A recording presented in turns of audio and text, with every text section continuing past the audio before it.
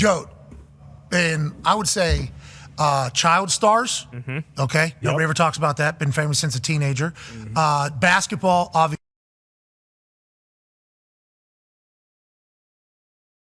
Ladies and gentlemen, LeBron James. LeBron James. I appreciate it, man.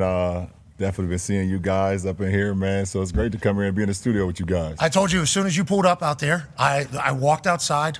Black SUV pulls up, turns around, your door opens, and literally I go, holy shit, you're actually here. I thought this was all bullshit. Thank you for taking time and coming and visiting and chatting with us. We're obviously massive fans, dude. I'm 37 years old.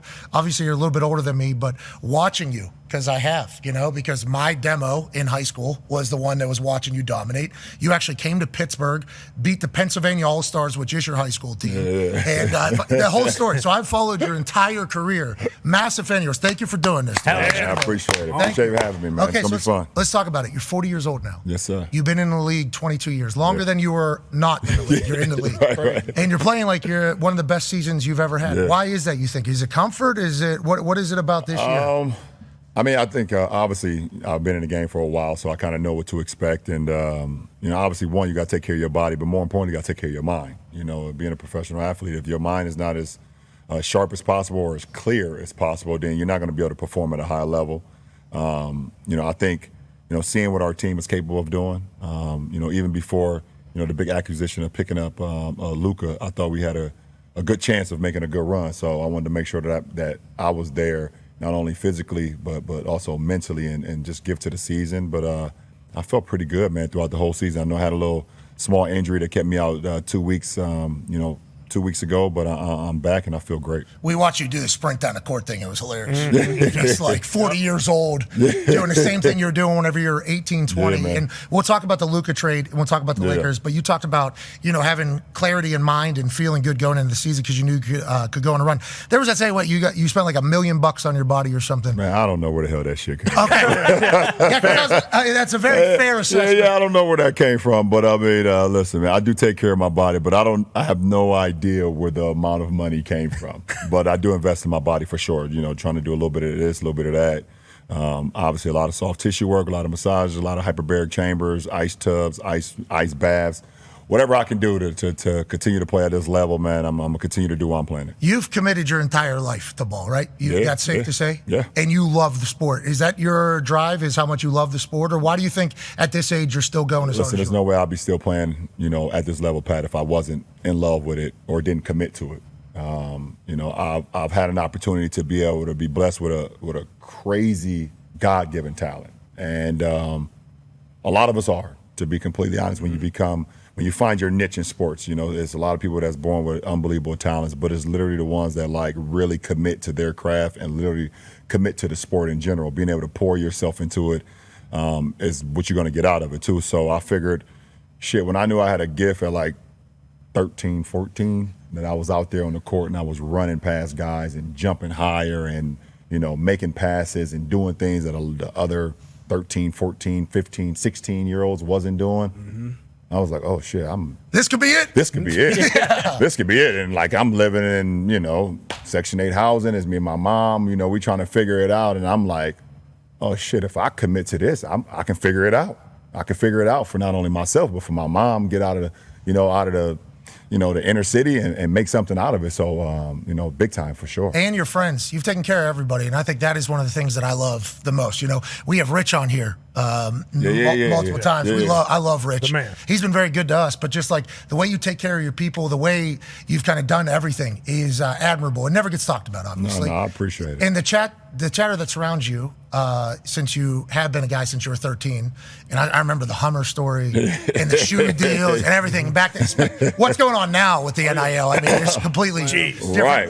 I mean, I could imagine if NIL was around when I was in high school, I'd have loaded up. I'd have loaded up big time for sure. Well, I think you already were, which is part of the problem. Right. Not as much. But literally, since that you were a superstar, since you're like a teenager, as soon as you get in the NBA, obviously the chosen one, here we go, this is it, you're in Cleveland, you immediately start getting compared to greatest of all time. Yeah. And as a person that's in sports, and we are all sports fans, we saw that happen. I assume at the beginning, massive compliment? Is that a massive compliment? No, it was. I can remember my first game You know, when I watched the replay, my first game on national television, it was like, will he be one of the one-name guys that ever played this game? It was like, they used like Wilt, Kareem, Magic, Bird, Jordan, all these first-name guys. Shaq. And then at the end, it was like LeBron.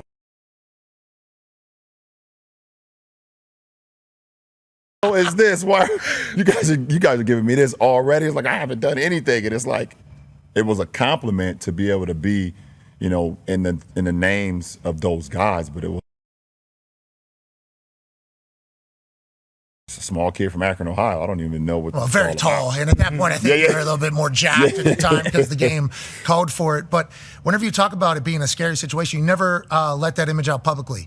And I think none of us ever saw you being scared. None of us ever saw you like kind of flapped at all. You were an unflappable force, and you've been in the public eye for so long. I think you're like and I said it earlier, child star. Like most people, especially you talk about Section 8 housing, coming from nothing to everything, being in the public eye, at some point that is going to collapse a human. Yeah, for sure. For you, it feels like it hasn't. And there's been a lot of things said. There's been a lot of fires that you've bid into, either you walked into yourself or thrown into. Why do you think that is the case? Do you think it's because your mom? Do you think it's because what? I mean, obviously, I give her a lot of credit for the way she raised me, the way she taught me, the things that she was able to instill in me. It was also me also just looking at her, the way she moved and the way how determined she was to be able to make my life better, even with the circumstances that we were growing up in. So I give her a lot of credit. I had some little league coaches too that you know, taught me about not only just, you know, playing the game and teaching me the game of basketball, but also being a young man, you know, throughout my small adolescent years. And then just like, to be completely honest, like I knew that the statistics for an inner city black kid to be able to be in a position that I was in, especially from my hometown, it never ever happens. Never. It never works out either. It never happens, and if it does happen, it never works out. You know, and you know, it was a. I mean, I want to throw him under the bus, but the only inspiration like we had was like Jerome Lane, the guy who like dunked and shattered the backboard that played for Pittsburgh. He was from Akron, Ohio. Like we saw that and we was like, oh shit, that's an inspiration. And then I went through high school, and all my boys know this too. Like I went through high school and we was playing against the inner city kids because we went to an all. This motherfucker. So I'm like, oh shit, you was like our only inspiration. We like looked up to you, and I was like, you know what? I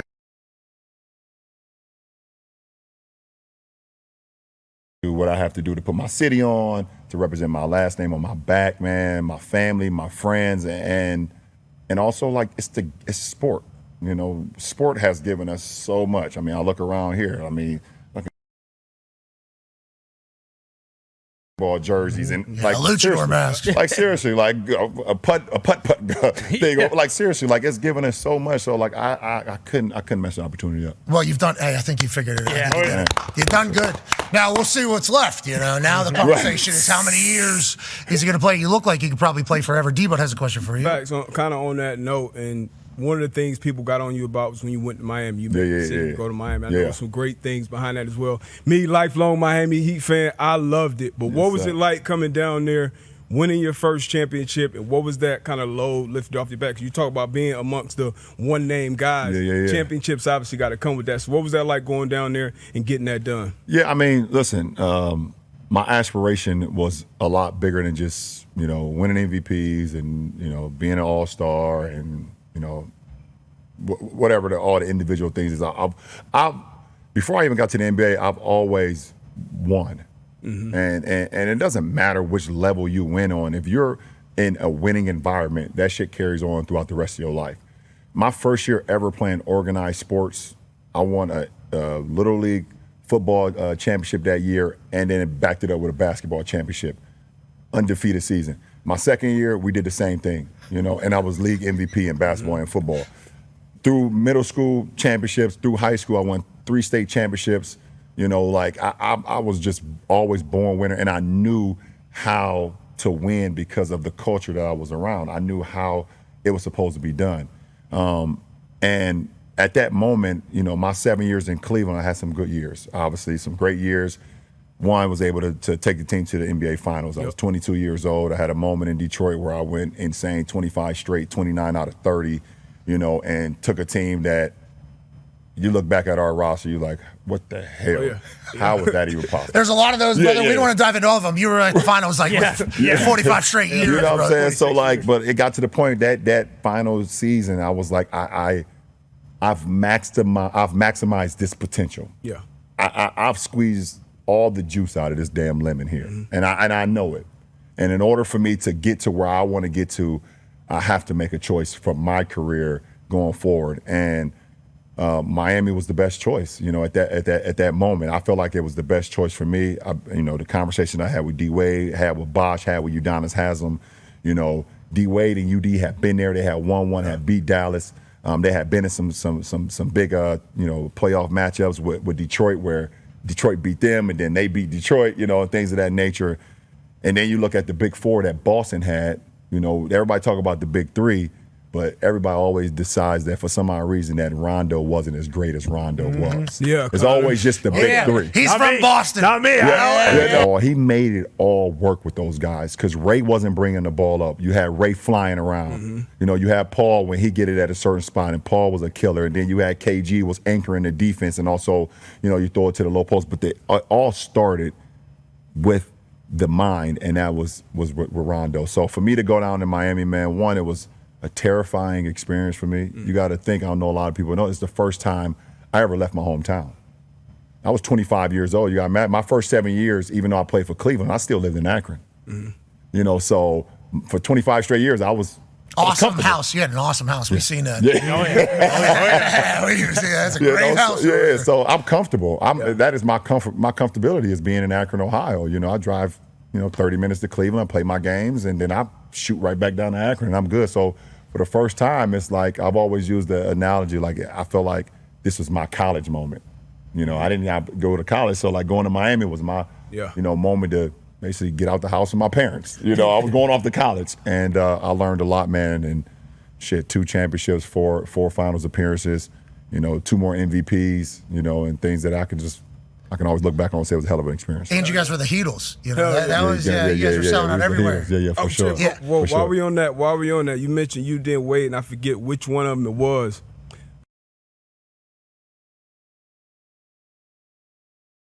Is that a real story? No, it's a true story. Okay. It's a true story. Now, like, Rouse wasn't like Rouse was on the plane and I was about to get my cookies and Rouse snatched them out of my hand. You know how stories can become a little bit. They kind of build to Sasquatch at some point. But there it was. I mean, there was a time where everyone. Biggest vice. Is it specific? No, it was literally the plane that we were getting on. The ladies on the plane were making chocolate chip cookies. Oh, homemade. So they knew. Wow, man. Yeah, so they were making them and bringing them because we had the same ladies all the time. You know, it was a party of 6. You know, they were rotating every time. They knew I loved chocolate chip cookies, so they would get on. And I would. Hey, soft with a little crispy edge. Perfect. Yeah, perfect. And I would get on, and they already knew. They'd bring me 2 cookies, and I'll get the gambling with the guys, and I got my cookies, and we good. And then one flight I got on, I looked at them, and they looked at me, and I'm like, oh, that look didn't look familiar. And I asked him, I was like, we got the? He was like, no, we're not allowed to, no more cookies on these flights. What? And we all know where it came from. I looked at D-Wade. D-Wade looked at me. He was like, basically, what?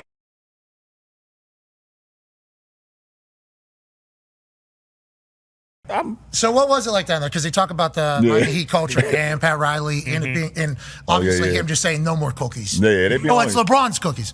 Out.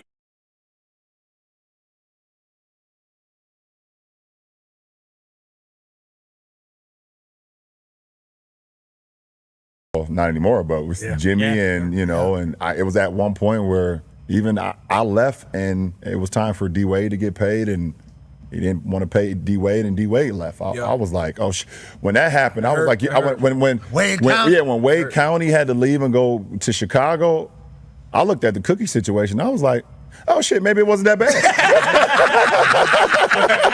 He lost a lot of cookies. Yeah, I was like, okay, fuck it. I mean, D-Wade's millions and my cookies, I was like, okay, maybe I made it out safe. I was like, okay, it wasn't that bad. Let's talk about the cultures, because Cleveland, you talk about at the beginning of your career, feeling like you had to go to Miami. You obviously do that. You go back to Cleveland, win one. Hey, man. For the hometown.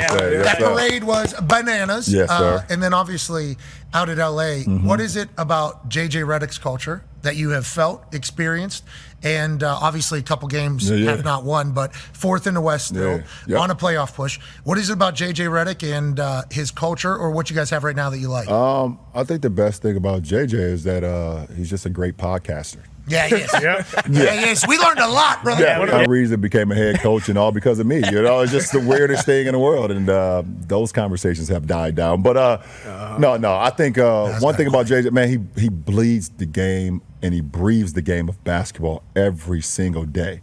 He's one of those guys that it's kind of just like me. Like if we lose a game or we didn't play up to par, there's no such thing as sleeping that night.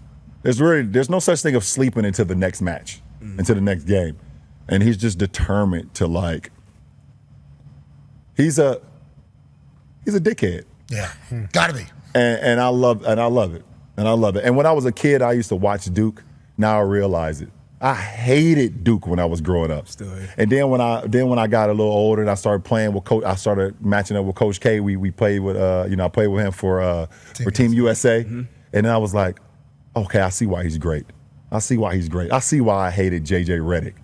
I see why I hated Shane Battier. And then Shane came over to us in Miami and helped us win a championship. I was like, I see it. Yep. He's like the greatest guys / dickheads that you ever meet. Is that all from Coach K, you think? J.J. has a lot of Coach K in? Absolutely. Absolutely. He's just, he's meant for it. And there's just some things that can't be explained, but when you got the it factor, it's just like, oh yeah, Does he still shoot ever? Is he ever still like that? Absolutely. Yeah, absolutely. Absolutely. He'll let us know for sure. Yeah, okay, let's talk about a guy who made a shot the other day in warm-ups that was, I don't know how, it defied physics, I think. Luka, he did this shot up over. From the complete opposite. Yeah, and then I don't know how that works, actually. Like science, I don't know how, but then he'll do. You've seen this, obviously, I assume. Yeah, yes. I've seen He probably does this type of stuff every single day. What has it been like being his teammate? And I think it was the first game. There was, you guys were calling it up or whatever, and you looked at Luka, and it was a big deal because you said, you don't change a damn thing. We'll change for you, actually, is what you said, and then broke it down. I think it was a big deal for people to hear you say, but also, obviously Luka as well. What has it been like, and why do you guys have such good chemistry? His name is Luka Magic for a reason, and you see that. You see his play on the game. He's a very transcendent player, and if you talk about that moment. You got to think. I can't put myself in his shoes because I've never been traded before, but I can have a sense and be a human being to know you commit to a franchise for 7 years and you feel like, this is the place where I'm gonna be. This is my comfort. I talk about my comfort before I went to Miami, and then out of nowhere, bam, you just get traded. I don't give a damn where you're going. It doesn't matter who you're pairing with. That's a shock to your system. Oh, yeah. It's a shock to your system. And, even though, he was ready to play, that moment I feel like that had to be said because he is still that guy. Mm-hmm. In order for us to reach our potential, he has to be that guy. He has to fit out, and we'll figure it out. Let us figure it out with you, because we need you to be who you are. But it's definitely, I lost a dear friend and a great friend and a champion, duo with AD. Miss him to death, and but we was able to gain Luka Magic, and I think both sides will. A lot of people thought you two wouldn't be able to work together because ball dominant, LeBron James too much of a prima donna. Yeah, that's right. Not gonna let Luka come in and do the Luka shit. And they won't be able to figure it out. Yeah, it must be the idiots that don't know the game of basketball. Oh my goodness, there's so many of those guys out there right now. I would say your league, you, and your league has the most absurd chatter. Oh my goodness. It really does. It is every single day. And then you realize, you was like, I'll be looking at it and I hear it and I'm like, those guys a lot of those guys that played the game or did not play the game, it was just they played the game while they were talented. I don't think they ever thought the game. I don't think they were ever smart. I just think they were bigger and stronger and maybe faster at the time, and they dominated. And when it was over, it was over. You know, they don't.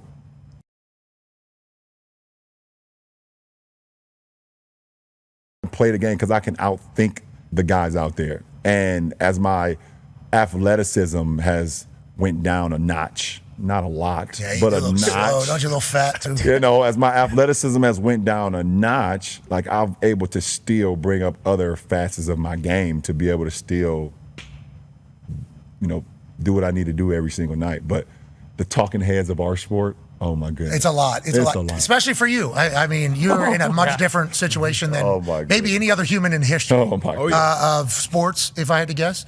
And like I said, at the beginning, it's a compliment, though. Like, they're immediately telling this teenager that we need to talk about him as if he is Michael Jordan, who obviously transcended the sport, changed the sport forever, and everything like that. But then it gets to the point where it's like, hey, this is a real conversation, and it almost immediately becomes divisive. Do you? So this is an interesting concept here.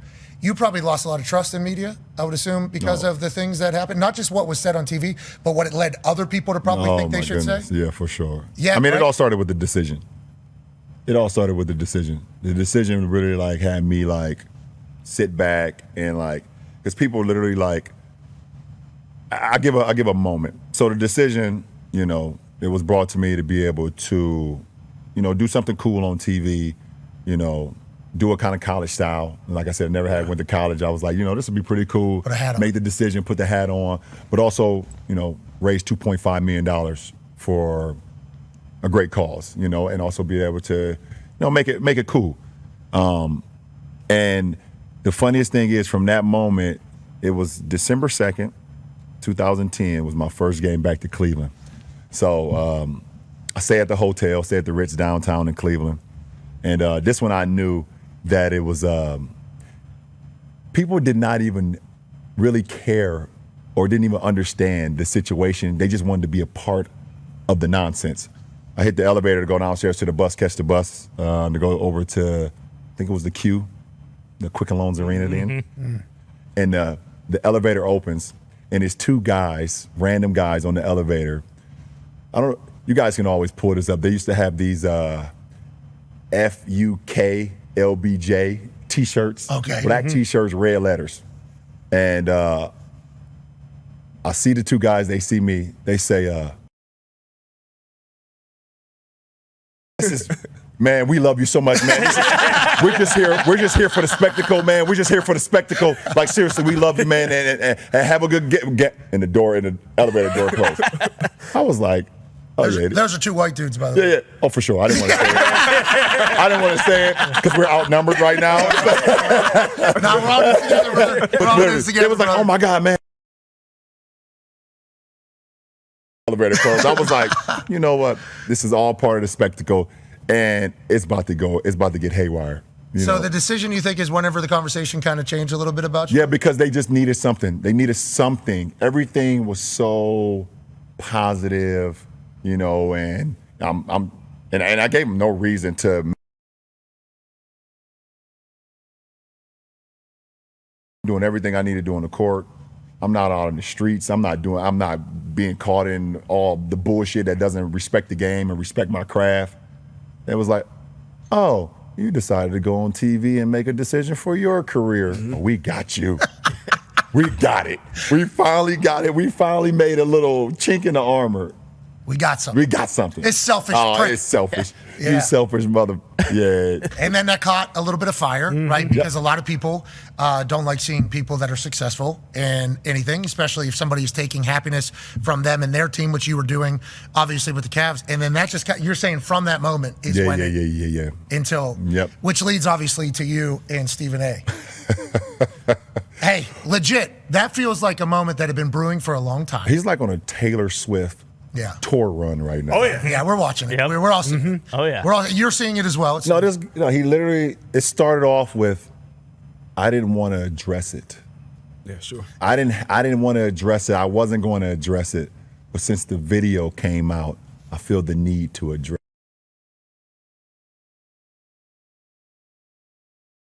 that couldn't wait to the video to drop so you could address it is your ass. Like seriously, it's and like another, he completely like missed the whole point. The whole point. Never would I ever not allow people to talk about the sport, criticize players about what they do on the court. That is your job, to criticize or to, be in a position where, okay, if a guy's not performing, that is all part of the game. That's all part of the game. But when you take it and you get personal with it, it's my job to not only protect my damn household, but protect the players. And I think a lot of the media, including him, and I know that he's gonna be happy as hell. He's gonna be smiling from ear to ear when he hears me talking about him again. Oh my God, he's gonna get home and grab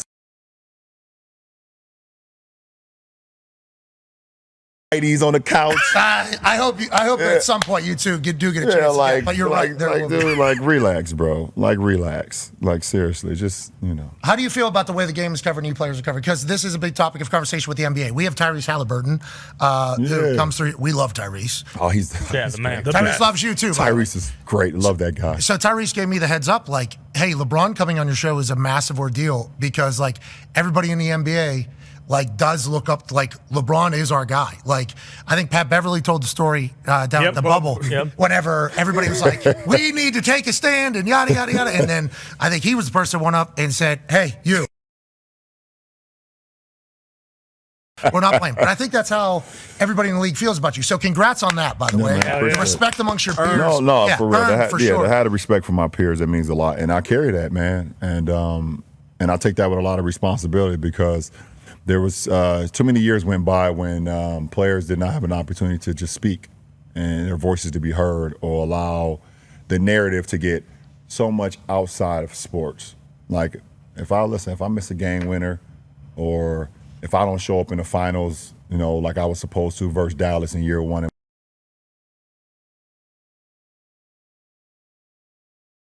But don't take it to, my household or take it to what's going on and other guys. I seen something with Embiid where a reporter came into the locker room and started speaking about I think his brother or something.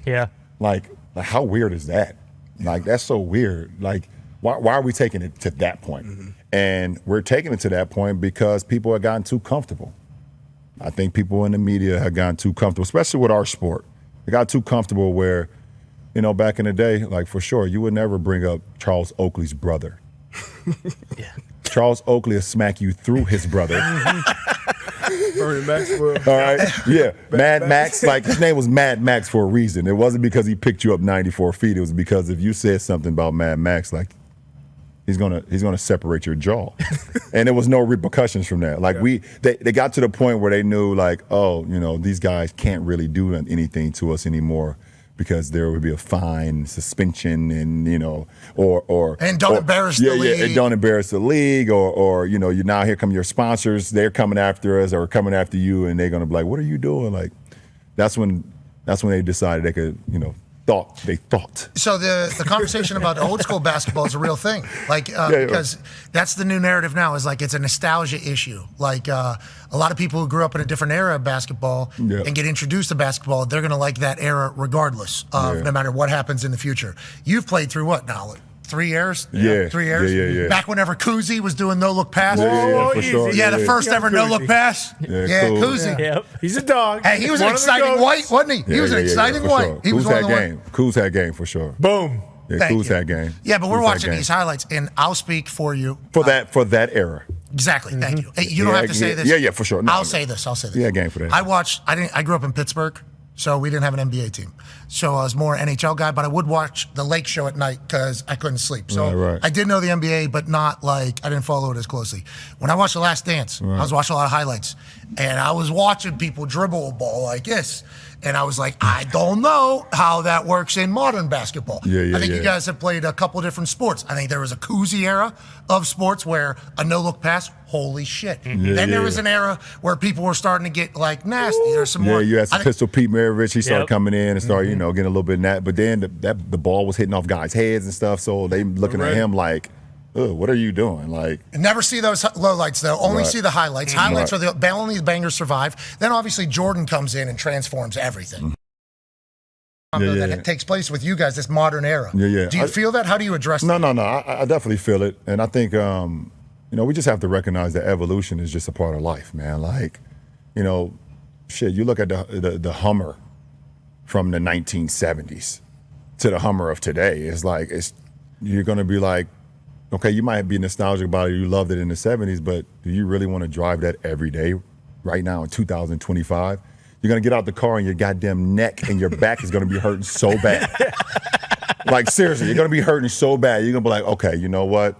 This might be just a Sunday chill car. Like, I drive it up the street, get some ice cream, come back home, but I can't. Refill it because it gets 2 miles. Yeah, exactly. I got to just start it up, let it just crank the gas for about 2 hours just to make sure it's still running. But, like, you know, like, we have to understand that there's players and eras and things of that nature. Like, we get it, but like, you know, you watch some of the NFL games as well from the 70s and the 80s, and you got like, you know, Jack Lambert and those guys like coming through like completely decapitating people.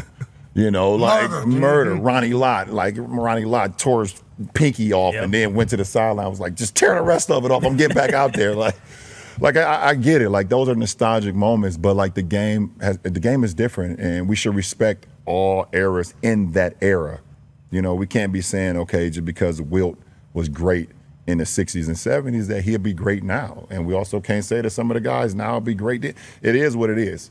Respect that era and we move on. But the whole every single day that he's better, he's not better, he wouldn't. You trying to tell me Giannis wouldn't be able to play an NBA game in the 70s? I think handshake. He wouldn't be able to do it. Neither would you. Neither would you. Giannis Antetokounmpo would have 250 points in a game in the 70s.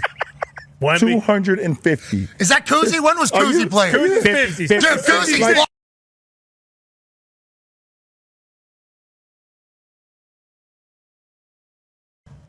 Kyrie Irving. Like they would have called him a witch. They would have called him a witch. No, they would have told Kyrie, you're not. You know how they used to tell Lou Alcindor at the time that he couldn't dunk in high school games? Yeah. They would have told Kyrie, you're not allowed to dribble anymore. That's what they would have told him. Dribbling is out rude. They would have seen that. How tall are you? I'm 6'9". And how heavy are you? I'm give or take in between 215 to 280. I don't know. Depends on the day. Okay. Depends on if you give me my cookies or not. Yeah. Pat Riley's like, we're tipping too close to 280. LeBron, the Beatles are becoming a heavyweight battle. Yeah. So 6'9". Yeah. Let's say you're you look very thin right now. Yeah. I feel good. So 215, 6'9", 220. Could easily get to 260 though. I think that would play in a lot of different eras. Yeah, come on. I could play. Just like I would be able to play in any era. It's funny you hear some of them older guys like LeBron James couldn't play in this era. Never been fouled by Bill Laimbeer before. Nope. Yeah. I think I seen like Dennis Rodman say that one time. He was like, LeBron James not skilled enough. Yeah, not big enough. He's not. Nah, doesn't weigh enough. He's not strong enough. Can't handle it. Nah, I'm like. Okay, let's talk about you flopping all over the place. That's why people get mad. Yeah, I know. Now, why do you do that? Patrick Mahomes does the same thing. He's the greatest of all time for us. In a conversation of the greatest of all time, the rules indicate that if you're to hit him, he gets 15. No doubt. Is that the same thing for you? I wish.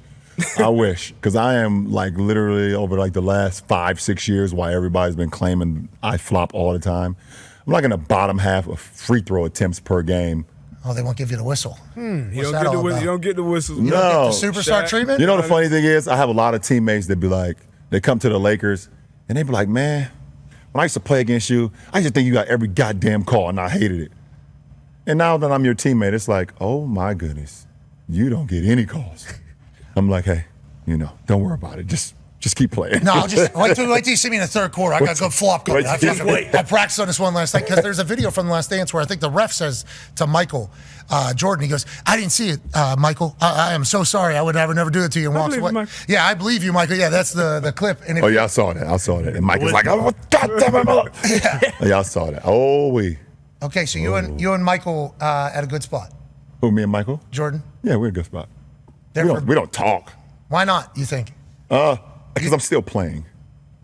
I think I'm still playing. I'm still focused on my craft right now. When you're done, you think you two will be the only two that can have a conversation? I would hope so. You know, the funny thing is, me and Kobe, besides our, the late great Kobe, obviously, me and Kobe never had a real relationship either. Until we was on the Olympic team. We had a great relationship there. Olympic team 8, Olympic team 12. But it was always competitive between us. We were always like, I was on the East Coast, he was on the West Coast, and it was like, even though we never and didn't beat Orlando, and I think it was 09, didn't beat Orlando and didn't get him an opportunity to play him in the finals. But and until I became a Laker and then he retired, that's when our relationship became really, really good. Yeah. He welcomed me, called me bro, anything you need in LA, I got you. You're a Laker now, you family, and we would have multiple conversations. He was obviously, you got saw him coming to a lot of games and things of that nature. And when I passed him in the scoring record in Philly, I think he had a tweet out there keep on going, keep transcending the game, keep going, and that shit meant so much to me. So I think it's because I'm still playing, and MJ's, we all know MJ. Even if you don't know him personally, he's one of the most ruthless competitors there is. And till I'm done, and he doesn't have to look at me run up and down wearing the number 23, and every time my name is mentioned with his. Of course. Don't talk to me right now. I'm on the back nine. Do not call me. It was great to see y'all at the top 75. Oh yeah, that was dope. That was dope. Yeah, that's straight respect, admiration, and just me for sure. I mean, shit. Like I said, I wear 23 because of MJ.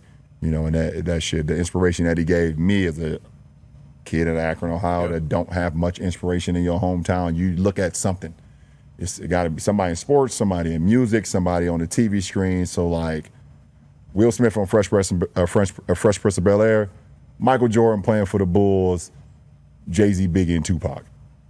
That was that was my inspirations. You know what I'm saying? I needed that because I didn't have Lang. Yeah, couldn't be fucking Jerome Lang. Yeah. He's hating on me and shit. Prick. You know what I'm saying? Kind of on that note, Bronny, your son, he's obviously had that inspiration in the home, and we've talked about it since years ago, wanting to play long enough to play with your son. So you obviously visualized that. But how was the real moment with that happening? Because I know me seeing it, seeing the Griffeys there, just seeing it, that was just an unbelievable moment. So what was that like for you, really actually being in it? Seeing that pop fly head towards Ken Griffey Sr. and then see Junior over there right before the ball got to his glove and he snatched it out the air and run back to the dugout laughing at his pops. That was a cool ass moment. And for that moment, that game, that home opener versus Minnesota, and then just over there and see Griffey Jr., man, the kid, and seeing his pops over there and us getting that picture at half court. And then us going out on the floor and having that moment, I wasn't even there. I wasn't even there. You're floating. I'm floating, and I can right there. I can only imagine where Bronny was. I don't know. We haven't even talked about it yet. At some point we will, but I wasn't even there. I might have been in the rafters. I might have been at home. My body may have been at home watching the game, watching the moment. I completely was not there, and but damn, that was an unbelievable moment, man, for me to be able to have that dream, be able to speak it into existence, for it to come to fruition, for my mom and my wife and my daughter and my youngest son to be there. It was I started thinking about everything from what the hell he went through, not less than a year before with his he almost died? His cardiac arrest, man. That came out of nowhere, seemingly. That came out of nowhere. It was a birth defect that quite honestly, if he never played sports or he never like started to become, you know, strong and run fast and all those stuff, we probably would never have to worry about it. But as he got stronger and things of that nature, it was just something inside his heart that, you know, was just pounding at his heart and pounding at his lungs that, unfortunately, we had the incident. And thankfully, you know, a lot of these kids we've been seeing a lot lately in sports, not only in basketball but in football. Yeah. And unfortunately, we was able to catch it. And to all the families out there that haven't had the opportunity to catch their kids before it gets to the point where they're not here anymore, like.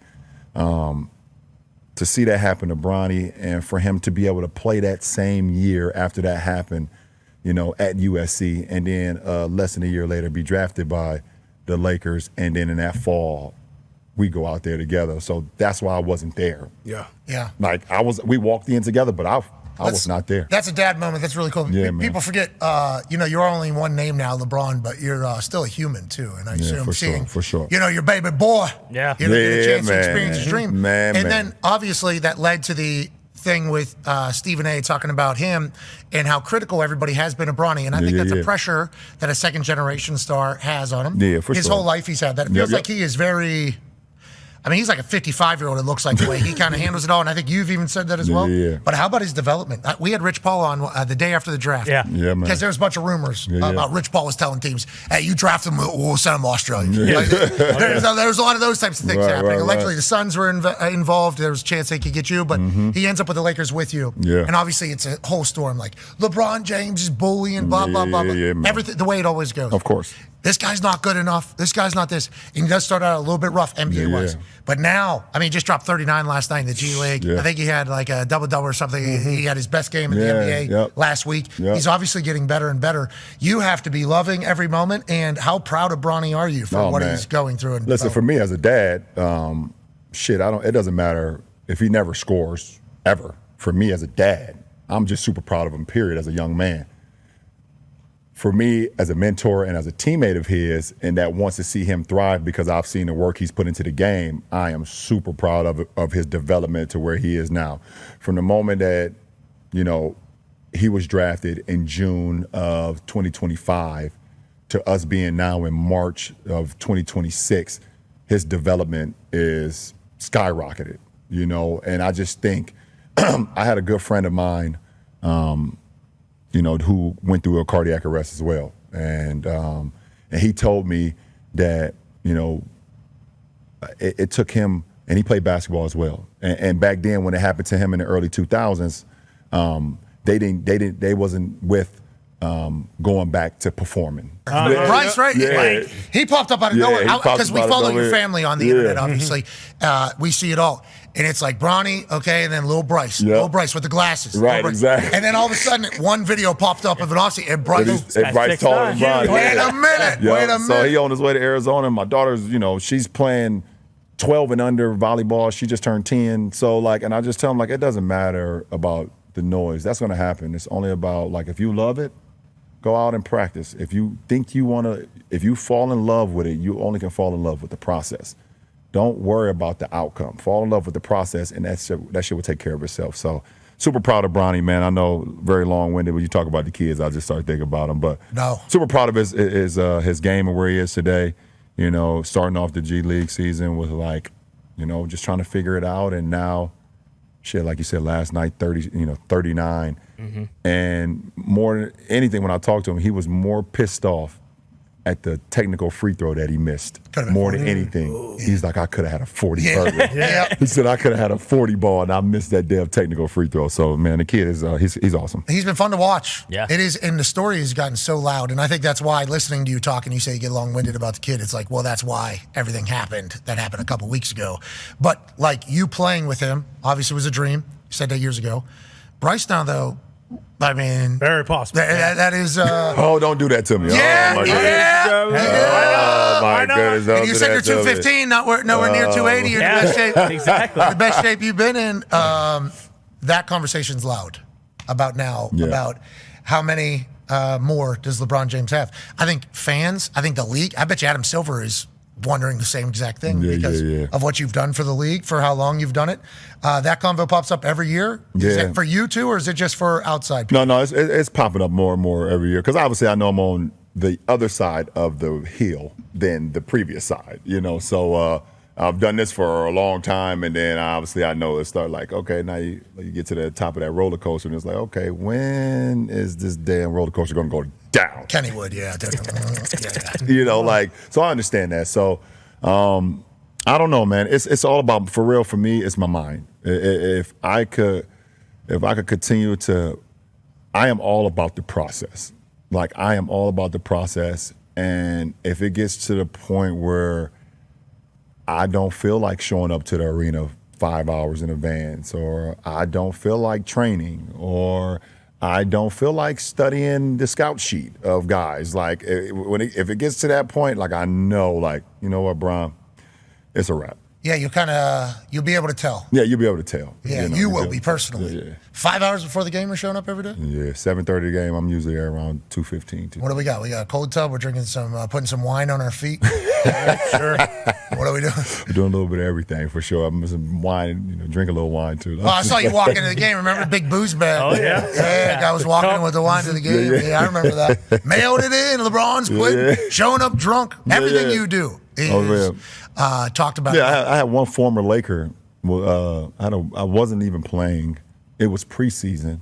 I had worked out before the game. I wasn't playing, and like a former Laker, I was on the bench, like, eating fruit.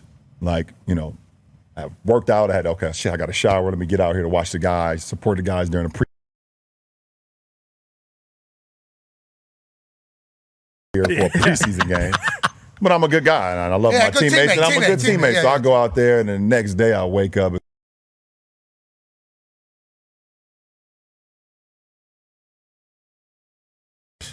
Like, that's very selfish, LeBron. Why is he over there eating fruit? What are you doing? He could have did that in the back, or he could have had that at home. I'm like, bro, I'm literally just trying to, like, replenish everything I just lost in my workout in the weight room and in the back that you didn't see, but you worried about me about a damn bowl of fruit. Everything. You're not being committed is the conversation. That is LeBron James. This guy's not committed.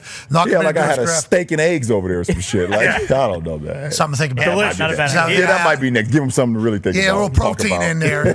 Connor, massive Boston Celtics fan, has a question for you. Yeah. Who's Boston Celtics fan? Try and get if you can. Who knows? This might not be the year, but looking at the league and looking forward, the big convo is, once LeBron is gone, who's the face of the league? Everyone's talking about the face of the league. As a Celtics fan, of course, I say, like, why doesn't Jason Tatum get more love? But even talking about the future, when for you did you become the face of the league? Like, what year was it? Obviously, right away you're getting talked about as a one-name guy. But when did you feel like, okay, this is officially my league? Like, I am taking over this entire. You know what? I never had that notion. And never like woke up like, after I brushed my teeth, was like, this is my league. I'm the face of the league. God damn it. Shine these up. I'm going to shine these up. But I did know there was a responsibility put on me to carry the league in a certain fashion. And you got to think that like before I entered the league, and like right after MJ retired, after he came back the second or third time, he came back and he was done with Washington. There was a big fan player separation with our league. They just wasn't resonating with a lot of the players, or a lot of guys was didn't really care, or whatever the case may be. And I felt like in order for myself to make a name for myself, obviously I knew the play was going to take care of itself because I knew how much I committed to it, but also I wanted to handle the responsibility of showing a face of the league in the sense of like a modern citizen, being a role model. It was, we have guys who, didn't want to be a role model to the sport, or didn't want to be a role model to the game, didn't want to appreciate the game or commit to the game. And I felt like, I had an opportunity to not only play the game that I love, but also I wanted fans to follow me. I wanted people to follow my journey.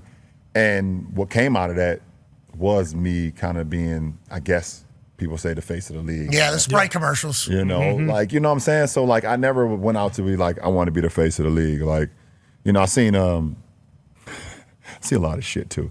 Like, I seen Brian Windhurst on one of these shows not too long ago. Like a clip. Wendy. Yeah, you played over house. Wendy, you guys played together in high school. Yeah, right? same He was on your high Yeah, school this team. guy was like, you know,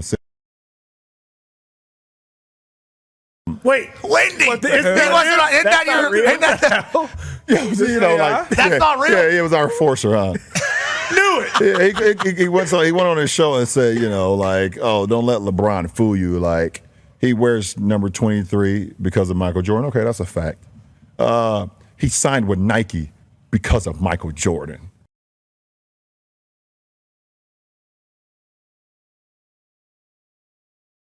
$90 million contract. And I moved my mom out of the hood. The next day I signed that contract. Like, and ultimately, my whole thing is like, what do I want to wear off the court? I want to wear Bo Jacksons. I want to wear Air Maxes. I want to wear, like, you know, so. Primes. Like, you know, like, what are we talking about? So, like, I knew there was a responsibility for sure. Like, listen, man, during the ball drop, you know, during the lottery drop, Cleveland got the #1 pick. I just don't think that was. Just, Whoa, what are you? What are you coincidence, saying? Don't you feed Wemby with the Spurs. Yeah, like, oh my God, Rose, let's keep LeBron home. You know what? Patrick Ewing to the Knicks. You know, Derrick Rose to the Bulls. Like, I understand the assignment, guys. I had to make sure that, you know, I had to do my part.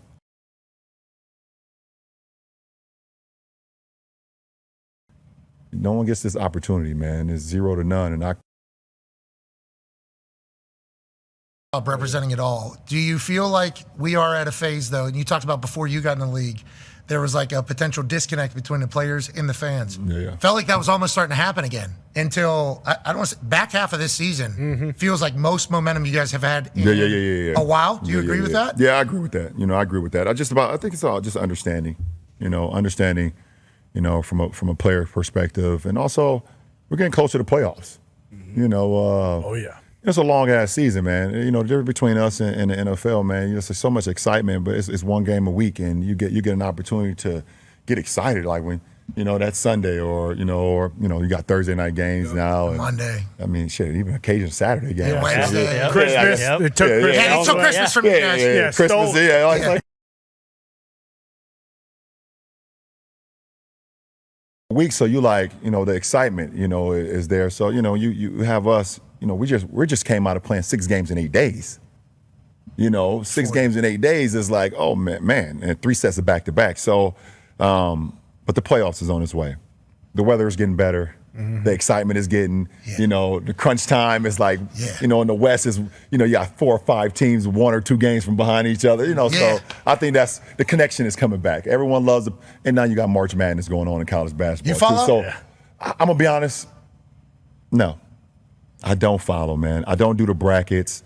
I love the sport. I watch occasionally some games, but it's hard watching college basketball for me, man. Different sport. Yeah, it's a different than what you guys sport. play? Yeah, it's a different sport from what we play. And every time a kid drives, a kid can just come out of nowhere and slide up underneath him, and it's always a charge.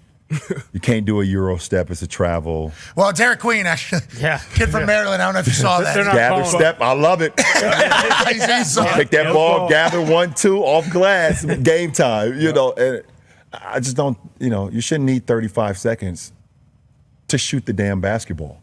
Got it. But it's the game. I hate 2 halves. Why is that a thing? Yeah, the only sport, right? The 2025. only level. But women's went to, I think women's went to Women 4 did 4 quarters, quarters, right? yeah. What do we want 2 halves for? It's long. It's so, I don't want to watch 1 half. Yeah, it's stupid. It's too It's long. long. It's long. It's long. And then they got to stack the timeouts because of commercials, too, whenever the gameplay. Like, Yeah. I think the 4 quarters kind of helps TV as well. It does. It does. And it it helps the players, too. Like, it's 4 quarters, and it's too long. You get a kid who gets 2 fouls in the first half. He can't play again. He's sitting over there for an hour of real time. Like, it's like you don't want to see your favorite player in college, because that's what the game is built on. Like, you get your favorite player. Like, if Cooper Flagg right now gets 2 fouls in the first half, you're like, I don't I don't want to watch this Duke game anymore. Do you feel like this next generation, because Wemby is obviously he's a stud.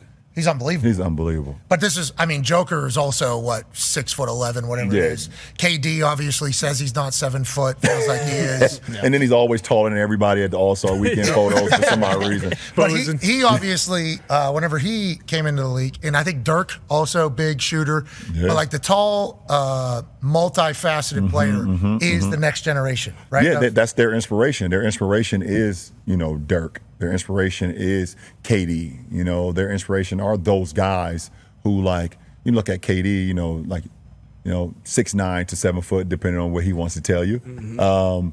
That great handle, the smoothness, the be able to, shoot off the dribble and also be able to catch and shoot and be able to look silky smooth out there while being the tallest guy on the court. And they're doing koozie stuff. Exactly. Somehow, I don't know how they're doing it. I don't know how they're doing it. So KD's big time inspiration to guys like Wemby, to guys like Cooper Flagg, who's coming in. You could play another 10 years if you really wanted to. I mean, it really does seem like that. But as you've gotten older, I mean, you have all this other shit off the court. You have the production studio, the podcast, all that kind of stuff that you're doing, all these different business ventures.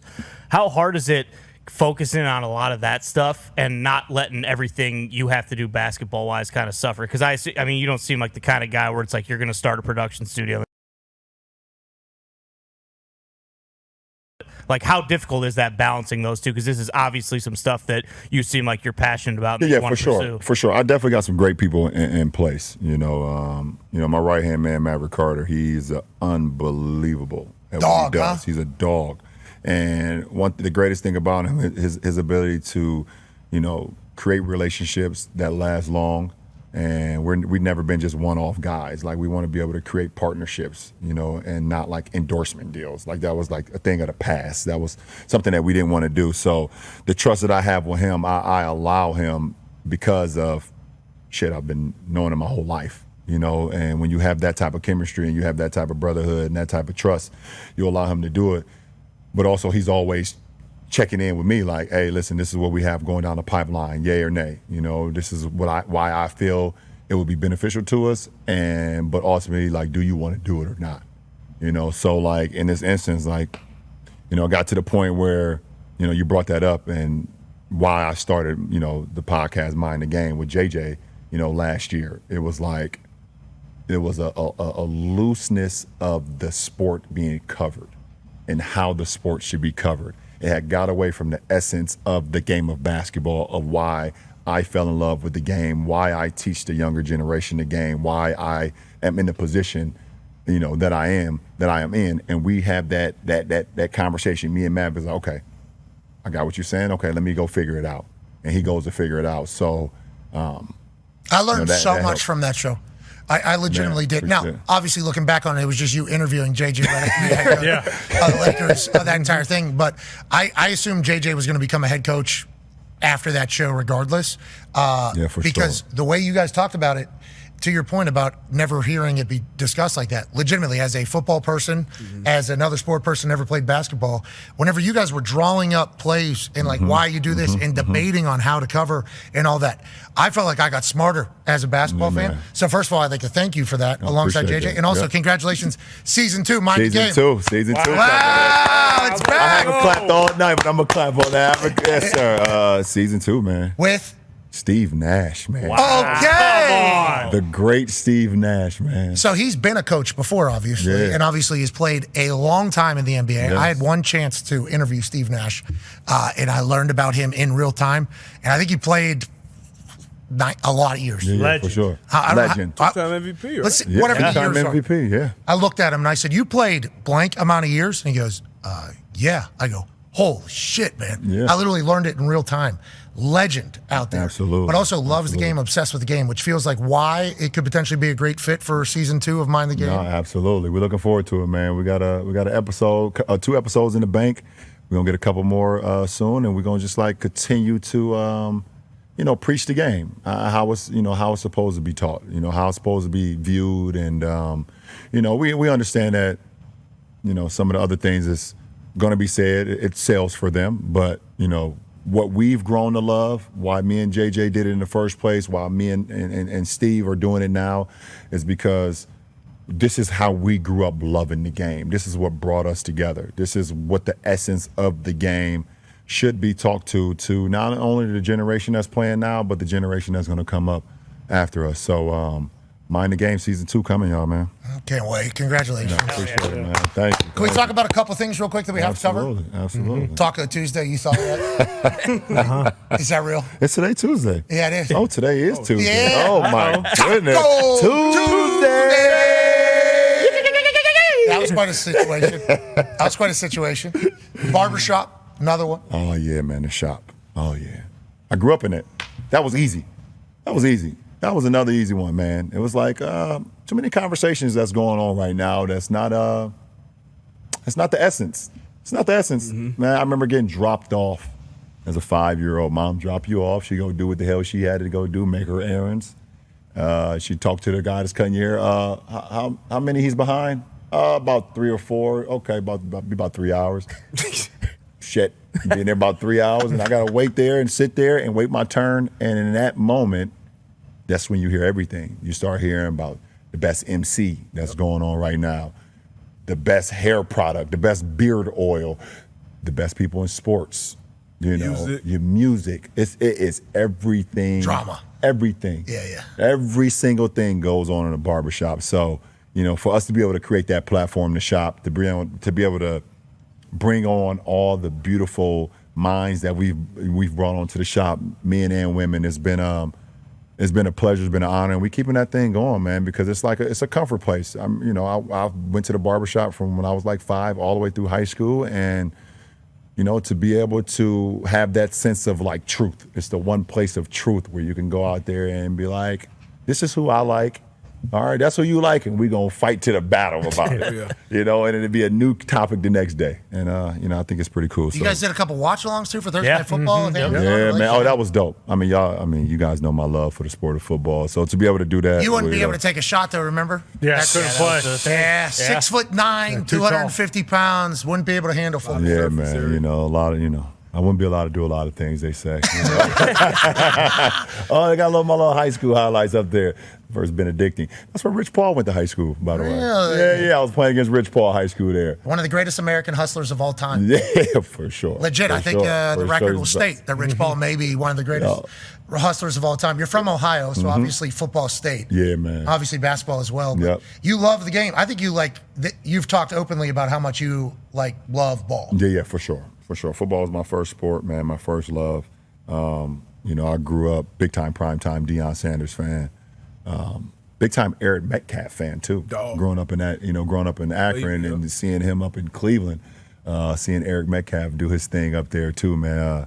You know, Seattle's finest, Eric Metcalf. And, you know, just grew up just always loving the sport, man. Like, you know, seeing, you know, Jerry Rice and seeing some of the old clips of, like, Walter Payton sweetness and, you know, seeing Barry Sanders. That was another topic of conversation in, like, the barbershop. Barry Sanders versus Emmitt Smith. Oh, yeah. You know, so you hear that conversation, you know. So, you know, I remember my mom buying me a pair of Barry Sanders sneakers.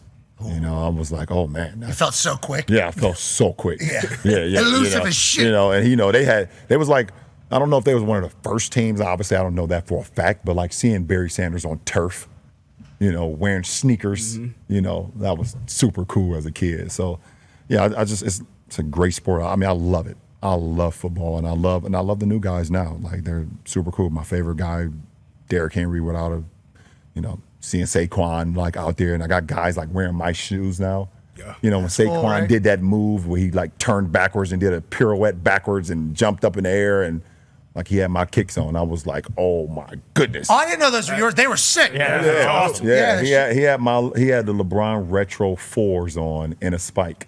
When he did that, like spin move, nasty. Oh my goodness. Those are in the bronze. Yes. Yeah, I was like super, like I was going crazy. I couldn't believe it. You know, I didn't even know that. So I love it. Let's talk about something else that we have to address. The Olympics. You saw your eyes blink sideways. What was that all about? Is that always happen? Your eyes always blink like that, or is that just at the Olympics? I don't know. That was probably like my Michael Jackson Thriller video moment. You know, when he went from like, you know, he kind of turned into that beast of his. I don't know, man. I saw that and it kind of freaked me out. Okay. We just leave it at that. Fair enough. Okay, when you think about the rest of the season and you think about this Lakers team, you guys will have success if what? Wow. Well, obviously, we could go without saying any team. Health. Health. That's the most important for our team. We are not in a position where we can afford anybody to go down. And then after that, Luka, myself, and AR-15, we got to be all clicking at the same time. You know, and we know there's going to be games where, you know, it happens throughout the course of a playoff game where, you know, I may not be making my shots or whatever, or AR's not making his shots, or Luka might not be making the shots. But as far when I say clicking, we have to be in tune on what we got to do every single night, because we got to make sure everybody's in the right place every single game. You know, the playoffs is literally one possession to have you losing a series. You know, one possession can make you lose a series, and it's up to us three. You know, obviously I know my voice and what I command out of guys, that's going to be heard.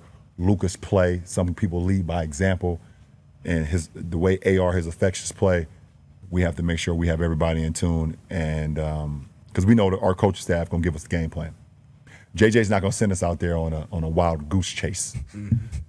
Nope, we're gonna be. He and his coaching staff. They're gonna make sure we know what the hell we need to do in order to get the job done, and then it's up to us to go get it done. You guys are gonna mind the game. Yeah, right. You guys are gonna mind the game. Always do. Plug.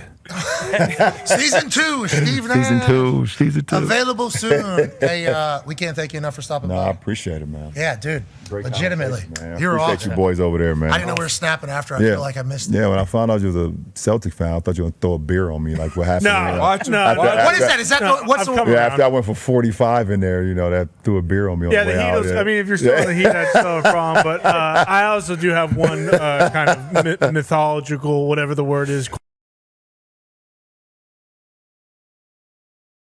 Yeah, we need to talk about that. You open it to the first page, and then you don't. Listen, I actually have finished those books. Oh, hold on. Like if you were to hold this. Hold on. People say you would say you read it. This is how. That's the art of winning. Someone take a photo. All right, take the photo, please.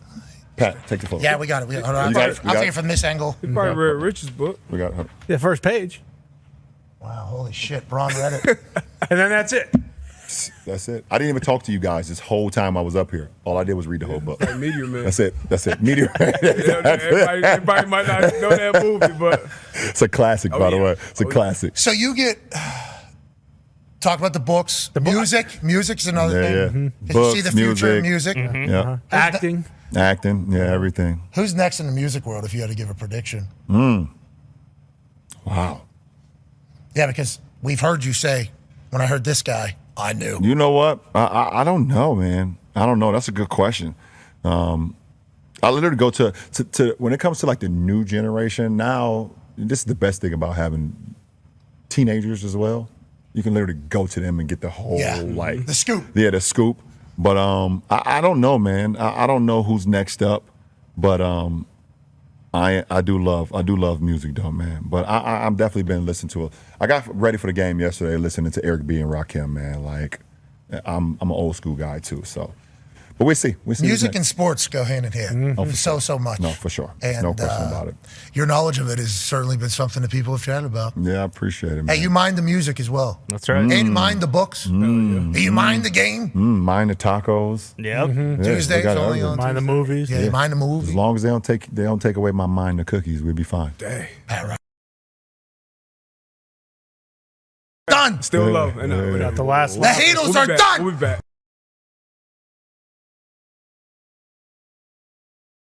But we good. I don't know. People are saying the D Wade cursed statue is now carrying on forever. It's a bad statue. I haven't seen it yet. Oh, well, in person. You don't want to. I've seen it. I've seen it on. Yeah. I love my guy. Hey, when you get your statue done, just let's make sure it's a good one. Yeah, check it before. I'm not going to unveil it to the world. What do you mean?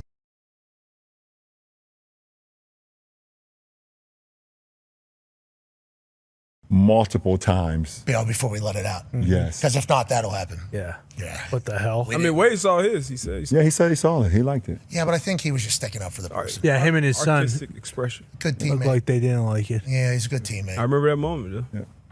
Yeah, when he stood on the table. Well, if he, yeah, my shit. yeah. All right, LeBron, we appreciate you. Ladies and gentlemen, yeah, okay, we're clapping. I like No, I'm it. clapping for y'all. Ladies and gentlemen. I'm clapping for y'all, man. LeBron James. Hold on. I'm clapping for y'all, man. I'm clapping for y'all, man. Yeah, we're snapping. I appreciate that. I appreciate that, man. You're the man. Ladies and gentlemen, LeBron James. All right.